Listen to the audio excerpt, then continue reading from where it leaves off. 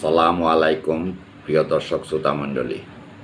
National tea কোম্পানির বার্ষিক সাধারণ সভার এজিএম সিদ্ধান্ত অনুযায়ী নির্ধারিত রেকর্ড ডেটে যেসব শেয়ার হোল্ডার কোম্পানির শেয়ার মালিক ছিলেন কেবলমাত্র তারাই উক্ত বিশেষ সুবিধা রাইট শেয়ার বোনাস শেয়ার গ্রহণের যোগ্য হবেন। এক্ষেত্রে প্রশ্ন হচ্ছে, এনটিসির বর্তমান চেয়ারম্যান মামুন রশিদ কি নির্ধারিত রেকর্ড ডেটে শেয়ার হোল্ডার ছিলেন?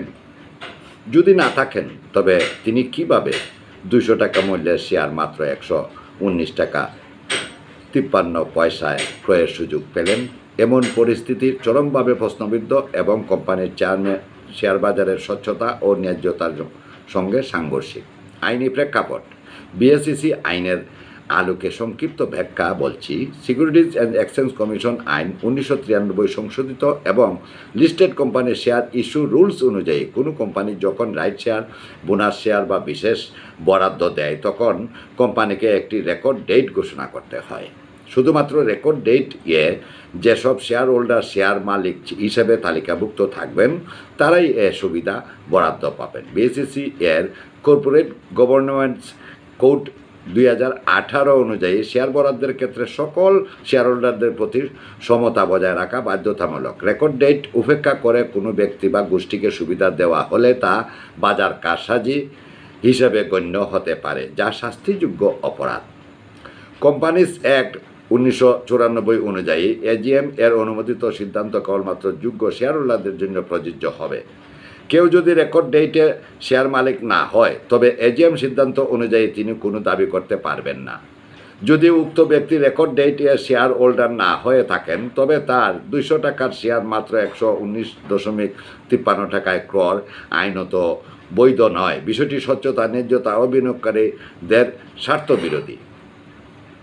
ন্যাশনাল টি কোম্পানির চেয়ারম্যানকে অবিকৃত শেয়ার কেনার অনুমতি দিল না Bangladesh securities and exchange commission.